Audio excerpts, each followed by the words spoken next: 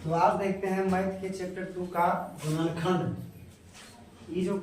ये जो टॉपिक है 9th और 10th दोनों में पढ़ना है। तो गुणनखंड कैसे बनता है, इसके लिए इसे 10th में दिया गया सीधा फार्मूला। उस फार्मूला को बोलते हैं द्विघाती सूत्र या उसको बोलते हैं श्री द्रोणाचार्य विधि। इसके अलावा 9th के बेस पर कुछ क्वेश्चन का गुणनखंड कैसे बनाते हैं वो आज के वीडियो में देखते हैं। तो यहाँ पर कुछ रखे हैं सवाल को, ये सब का गुणनखंड कैसे कर करके x का मान कैसे निकालते हैं वो थोड़ा सा देखते हैं। तो यहाँ पर कुछ सवाल रखा हुआ है और ये सब को हल करना है गुणनखंड से। तो हम देखते हैं हल करके पहला। बाकी इसके अलावा अगर कहा जाए तो चैप्टर क्लास 10th का जो मैथ का चैप्टर 2 है उसका जो बेसिक है हम डाल चुके हैं पहले। तो बेसिक के अलावा उसका जो प्रश्नावली है कुछ ही दिनों में स्टार्ट हो जाएगा। बाकी फिलहाल यहाँ पर लिख देते हैं जो 9th का स्टूडेंट हो या 10th का स्टूडेंट हो वो सबको अधिकांश में होता है दिक्कत किसमें, तो गुणनखंड में। तो गुणनखंड यानी कि इसको बोलते हैं फैक्टोरिज्म।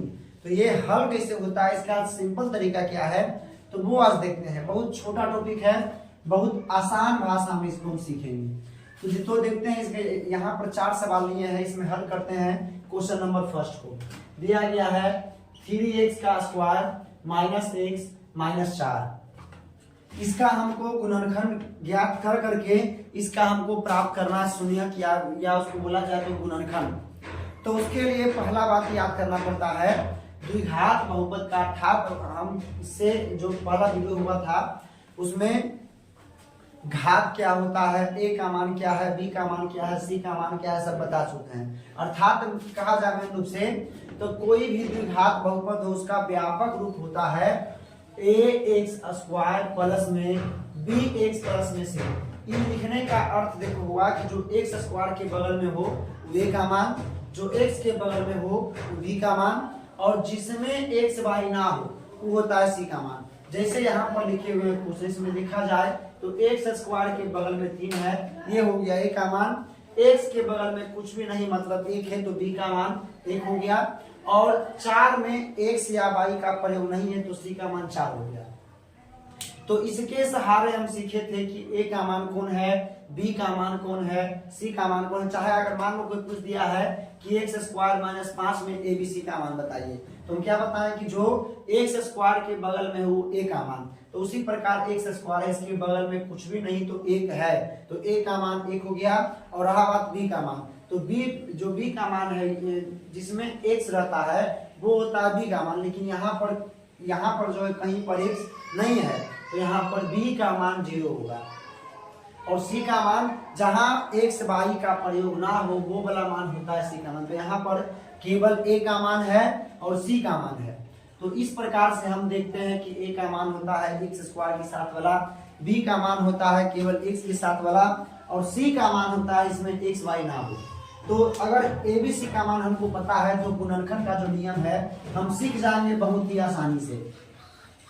तो गुणनखंड के करने के लिए पहले फिर से एक बार बोल रहे हैं a b c का मान के लिए यहाँ पर लिखे हुए प्रश्न है, इसको हल करना है गुणनखंड से या इसको हल करके निकालना है इसका जीरोक्स या निकालना है इसका शून्यक। तो शून्यक कैसे प्राप्त होगा उसके लिए सबसे पहले ध्यान दिया जाए तो a b c का मान हम फिर से लिखते हैं यहाँ पर ax स्क्वायर प्लस में bx प्लस में c। x स्क्वायर के बगल वाला a का मान जिसमें x हो, b का मान इसमें x y ना हो, c का मान। तो उसी प्रकार इसको अगर कंपेयर करते हैं इससे तो x स्क्वायर के बगल में 3 है, 3 हो गया। b का मान यहाँ पर x के बगल में कुछ भी नहीं तो 1 है, और c का मान -4 है। तो इसका हमको गुणनखंड ज्ञात करना है, गुणनखंड से इसको हल करना है। इसका सीधा शॉर्ट तरीका इसे पढ़ना है क्लास 10th में, 10th के चैप्टर 4 में द्विघाती सूत्र। वहां पर सीधा केवल लगाना है फार्मूला को लगा करके सीधा प्राप्त करते हैं इसका शून्यक। लेकिन उस विधि से पहले 9th में सीखना होता है फैक्टोरिज्म, गुणनखंड। तो गुणनखंड यहाँ पर कैसे बनते हैं इसके लिए सीधा पहले करते हैं क्या कि a को पहले गुना कर देते हैं c में। गुणनखंड का नियम देखो क्या है, गुणनखंड कहता है कि आप जो इसमें b का मान रहेगा ना इसको 2 भाग में तोड़िए, और 2 भाग में तोड़ करके इस रूप में तोड़ना है ताकि जोड़ करने पर या घटाने पर यहाँ पर जो मान बचा हुआ है वही रहे। जैसे यहाँ पर b का मान कितना है, x है, तो x को ही दो भाग में तोड़ना है और इस रूप में तोड़ना है ताकि जब उसको जोड़ें या घटावें तो फिर से हमको x ही बचे। तो इसको दो भाग में तोड़ना हो तो कितना बोल देगा कि हम 2 - 1 कर देंगे तो बच जाएगा बस 1 या x यहाँ x ऐसे कर देंगे। लेकिन इसको अपने मन से दो भाग में तोड़ना संभव नहीं है। या कोई बोल देगा कि इसको हम कर देंगे 6x में 5x। तो गुणनखंड का मेन खास बात यही है कि कोई भी जो b का मान रहे, b का मान, इसको अपने मन से दो भाग में तोड़ना संभव नहीं है। दो भाग में अब कैसे तोड़ते हैं, तो मेन इसमें बस वही बात को समझना है कि हम b वाला मान को दो भाग में कैसे तोड़ें ताकि इसको जोड़ने पर या घटाने पर वापस से इतना ही बचा। तो इसका सिंपल तरीका है, हम बता चुके हैं आप लोगों को कि a का मान कौन है, b का मान कौन है, c का मान कौन है। तो इसको दो भाग में कैसे तोड़ें, इसके लिए पहले a को गुना कर देते हैं किसमें, तो c में। तो 3 को गुना करेंगे 4 में तो कितना आ जाएगा 12। तो 12 आ गया, 12 को हम खंड करते हैं। खंड करेंगे 2 से 6 हो गया, 2 से 3 हो गया। इसके अलावा और इसका खंड देखो नहीं होगा। तो कहने का अर्थ है कि जो b का मान यहाँ पर x है इसी को दो भाग में तोड़ना है और इस रूप में तोड़ना है ताकि जोड़ने पर या घटाने पर फिर से इतना ही मिल जाए। तो इसके लिए हम a को गुना करेंगे c में, जो मान आएगा उसको हम खंड करेंगे। अब इसका जो खंडित मान निकला हुआ है, खंडित मान के अनुसार ही हम इसको दो भाग में तोड़ेंगे। तो अगर हम ऐसे करते हैं कि 3 को गुना करते हैं 2 में तो आता है 6 और a को बचता है 2। तो 6 में जोड़ेंगे 2 को तो आ जाएगा 8, लेकिन आना है x या 1 या करते हैं 6 - 2 तो बचता है यहाँ पर 4, जबकि लाना है यहाँ पर केवल 1x। तो कुछ और सोचते हैं, अगर सोचते हैं इस रूप में कि 2 को गुना कर दिया जाए 2 में तो ये चलेगा 4 और केवल 3 को पकड़ लिया जाए बस। तो 4 में से अगर हम 3 को घटाते हैं तो केवल 1 बचेगा। और जब 1 बचेगा तो यहाँ भी लगा देंगे x, यहाँ भी लगा देंगे x, यहाँ भी लगा देंगे x। तो इस प्रकार से यहाँ पर चाहिए था माइनस में x, लेकिन आ रहा है यहाँ पर प्लस में 1x। तो इसका भी देखो एक और नियम है कि अगर हम साइन को चेंज करते हैं, यहाँ लगाते हैं माइनस और यहाँ करते हैं प्लस, तो माइनस में 4x और प्लस में 3x। इसको जब हल करेंगे तो बचेगा हमारे पास माइनस में x। तो ये है मोटा तौर पर गुणनखंड का नियम। तो इसके लिए हम बताएं सीधा क्या कि a को गुना करते हैं c में, जो मान आता है उसको हम खंड करते हैं, खंडित मान के अनुसार इसको हम दो भाग में तोड़ते हैं। तो दो भाग में तोड़ने के लिए हम बताएं क्या कि 3 × 4 12 हो गया, 12 खंड किए, 2 2 3 आ रहा है, इसके अनुसार इसको दो भाग में तोड़ दिए। तो 2 को गुना किए 2 में 4 आ गया, बाकी पकड़ लिए 3। तो माइनस में 4x प्लस में 3x, दोनों को अगर हल करते हैं तो बचता है माइनस में x।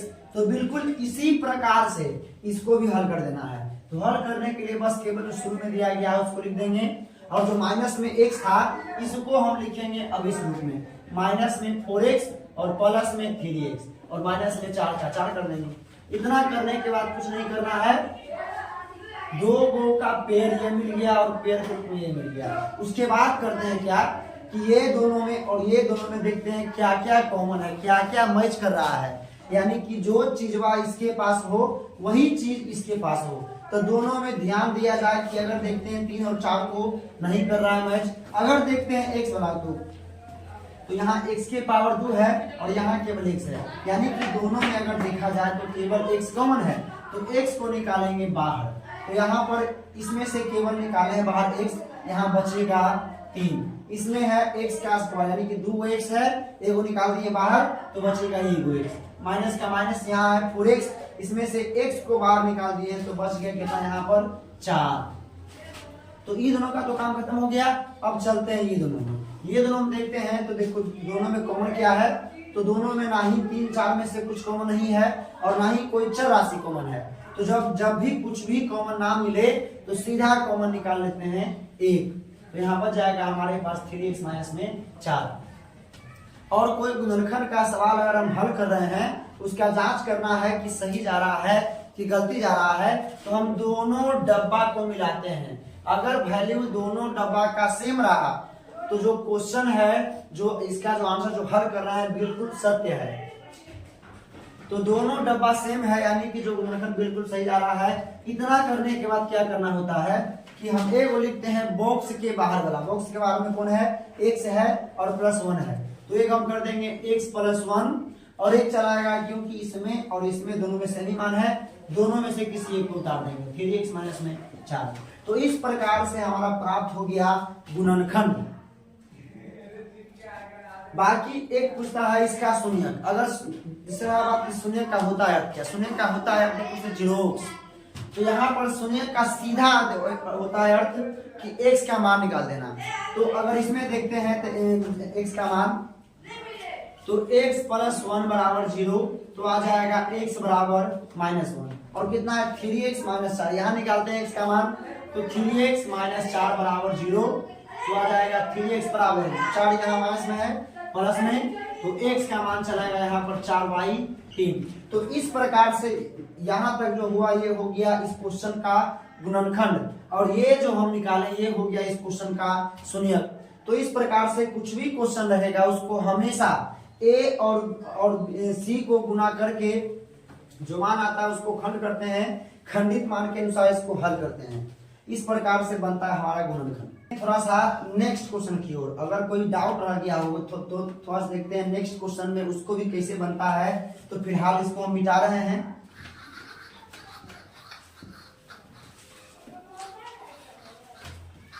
नेक्स्ट क्वेश्चन है, अगर देखते हैं तो x² + 5x - 36, इसका हम प्राप्त करते हैं गुणनखंड। तो पहला बात गुणनखंड का एक और चीज, गुणनखंड का कोई भी क्वेश्चन हो या यह अपने मन से नहीं बनता है, इसके लिए कुछ ना कुछ टर्म और कंडीशन दिया होता है। यानी कि जो गुणनखंड का क्वेश्चन है इसको कुछ ना कुछ सोच समझ कर दिया होता है। तो इसको अब हल करते हैं गुणनखंड से, अर्थात इसका गुणनखंड प्राप्त करके इसका प्राप्त करते हैं शून्यक। तब वो किसे प्राप्त होगा, तो पहले इसमें देखते हैं ABC का मान। तो जो x² के बगल में हो a का मान, जो x के बगल में हो b का मान, जिसमें x y ना हो उसी का मान। तो गुणनखंड का नियम बताएं कि b के मान को हम दो भाग में तोड़ते हैं और इस रूप में तोड़ते हैं ताकि उसको जोड़ने पर या घटाने पर वापस से इतना ही मिल जाए। तो यहाँ पर b का मान, a का मान तो हो गया 1, b का मान 5, c का मान हो गया 36। तो इसमें से हम b के मान को दो भाग में कैसे तोड़ते हैं। आपको बोल सकता है कि 5x है, इसको हम तोड़ देंगे 6 - 1 के रूप में, चाहे इसको हम तोड़ सकते हैं 10 - 5 के रूप में। तो गुणनखंड का सबसे खराब नियम यही है, इसको अपने मन से दो भाग में तोड़ना पॉसिबल नहीं है। इसके लिए हम a को गुना करते हैं c में पहले।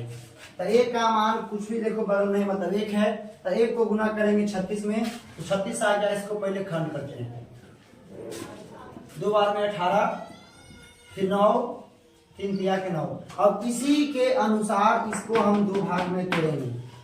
तो इसमें देखते हैं, अगर करते हैं 3 तिया के 9, एगो 9 पकड़ते हैं और एगो करते हैं 2 दूना 4, एगो 4 पकड़ते हैं, तो 9 प्लस करते हैं 4 तो आता है 13, लेकिन लाना कितना है 5x। तो इसका उल्टा सोचते हैं कि अगर 9 माइनस करते हैं 4 तो कितना बचता है 5, तो यहाँ भी देखो लाना है 5, बस केवल यहाँ पर क्या हुआ x, तो यहाँ भी कर देंगे x, यहाँ भी कर देंगे x, यहाँ भी कर देंगे x।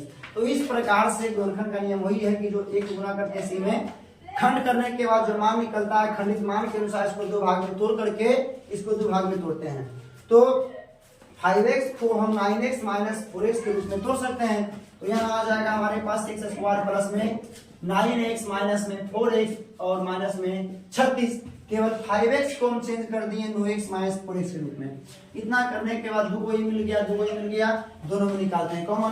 तो ये दोनों में कुछ भी नहीं कर रहा है मैच, तो मैच कर रहा है क्या x। तो x को निकालेंगे तो बचेगा यहाँ पर x - 9। अब देखा जाए दोनों में, यहाँ भी माइनस यहाँ भी माइनस, तो निकाल दिए पहले बार माइनस को। फिर सोचना है कि एक, अब देखते हैं x वाला में, तो x केवल इसी के पास में है, इसके पास में x नहीं है, तो यानी कि कोई चर राशि कम नहीं है। तो कुछ ऐसा मान सोचा जाए जो 4 को भी काटता हो और 36 को भी काटता हो। तो ऐसा मतलब वहां बड़ा से बड़ा संख्या सोचना है जो 4 को भी काटता हो और 36 को भी काटता हो। तो 4 ही है, सबसे बड़ा से बड़ा संख्या 4 ही है जो 4 को भी काटता हो और 36 को भी काटता हो। तो 4 को निकाल देंगे बाहर, तो यहाँ पर था माइनस में 4x, इसमें निकाल दिए -4, तो बच गया केवल x, यहाँ कर देंगे हम x।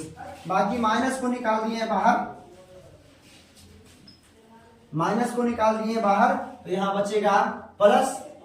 अब 4 से 36 करता है 9 बार में, तो यहाँ हो जाएगा 9। तो इस प्रकार से जो गुणनखंड बन के तैयार हो गया। अब योग कर देंगे हम बॉक्स के बाहरी वाला, x - 4 योग कर देंगे हम बॉक्स के अंदर x + 9। बाकी रहा बात, देखो यहाँ तक हल किए तो ये बन गया इसका गुणनखंड। बाकी इसका अगर प्राप्त करना हो शून्य तो आ जाएगा x - 4 = 0, होगा x = +4, और एक आ जाएगा x + 9 = 0, तो आ जाएगा x = -9। तो इस प्रकार से गुणनखंड को हम सॉल्व करते हैं। हमें सबको यही बोलना है कि जो नियम है इसी प्रकार से हम बनाते हैं गुणनखंड को, चाहे शून्य को। वीडियो अगर अच्छा लगा हो तो इसको शेयर करें, सब्सक्राइब करें, और फैमिली हो, मेंबर हो, दोस्त हो, जो भी है सभी जगह वीडियो को ज्यादा से ज्यादा फैलाएं। ठीक है, धन्यवाद।